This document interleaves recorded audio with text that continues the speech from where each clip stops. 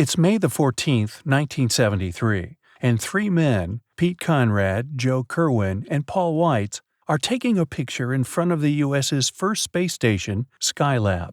The three men are the station's first crew and will launch on a separate rocket the day after.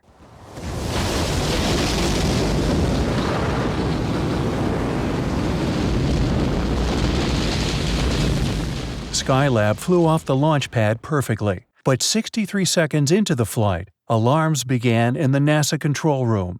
The engineers managed to get Skylab into orbit, but it was clear something was wrong. Of course, as soon as we could listen in on the flight director net, we realized something had happened to the lab, even though it looked like a perfect launch from where we had been observing it.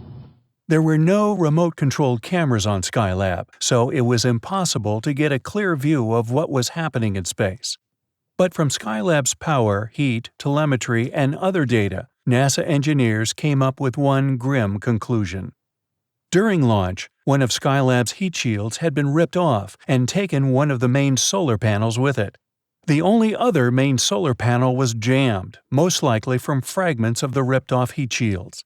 Skylab was overheating due to the missing heat shield, and the station had lost all its power production due to the missing and jammed solar panels. Of course, all the NASA centers were working on it, all our contractors were working on it, and taking an active part in the discussions and the decisions that were made as to what's wrong with the workshop and how we're going to fix it. The station needed urgent repairs, so the launch of the crew was delayed for 10 days. In those 10 days, engineers worked on plans to repair the station. At the same time, the three astronauts trained how to do the first repairs ever attempted in space. Skylab Houston, we're AOS at Guam for the next 10 minutes. Callie, the Skylab. We got her in daylight at 1.5 miles, 29 feet per second. Roger, Pete, copy. In the late afternoon of May the 25th, the crew arrived at the station. Pete Conrad flew the space capsule, while Paul Weitz used a camera to film out the window. Roger, we're looking at it. I assume you're pointing just about in the place where the meteoroid shield is underneath the wing. Is that correct? Well, I'm trying to, but my picture is turned inside out and backwards, and the camera hangs up in here in a couch structure. The astronauts and engineers both thought that a stand-up EVA would be the best way to unjam the jammed solar panel. An EVA, or extravehicular activity, is where astronauts leave their spaceships and work outside in the vacuum of space. However, Skylab was never designed to allow this. No one had thought of putting handholds or foot restraints on the outside of the space station. So, to keep the astronauts safe, Paul Weitz would open the hatch and put his upper body outside the spacecraft. Joe Kerwin would hold on to Paul's legs so he didn't drift off into space. Pete Conrad would fly the spacecraft close enough that Paul could reach the jammed solar panel. You got a hold of my legs, Joe? Yeah, one of them, good. After close to an hour of work, it was deemed impossible by the astronauts. Okay, I'm going to have to quit pretty quick. Pete? Yeah? I hate to say it, but we ain't going to do it with the tools we got. The crew could finally get some rest after their 22-hour workday.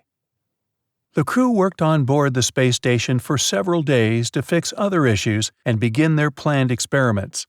But on the 30th of May, several of Skylab's batteries went offline. At this point, NASA's only hope to save the space station was to free the jammed solar panel. I think we probably wouldn't have had any Skylab missions had it not been for the fact that man was able to get to the Skylab and to make it habitable and to repair it in such a way that all of the missions were completely successful. The main problem was the lack of handholds or foot restraints on the outside of Skylab. This meant there was no way for the astronauts to get near the solar panel without floating off into space. But engineers on the ground had come up with a plan. Pete and Joe would go into the airlock, open it up to outer space, then construct an 8-meter makeshift handrail. The two men then attached it to the outside of the space station. Then Pete Conrad climbed down the handrail, using one hand to hold on to the rail and the other to clear and cut the debris jamming the solar panel. After the solar panel was free of debris, he attached a line to the panel and made his way back to Joe. Both men then pulled all they could.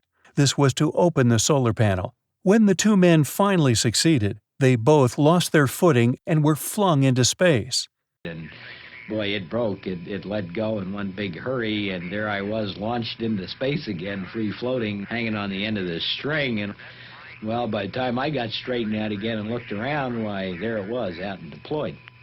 However, both Joe and Pete were attached to the space station with air and life support hoses, and both men managed to pull themselves back to the station. With the solar panel deployed, Joe and Pete returned to Skylab and went back to work. With 392 hours of experimentation finished on time, all three astronauts returned safely to Earth on June the 22nd, 28 days after they left the Earth, setting a record for the longest time in space. Now, is that good TV for you or not?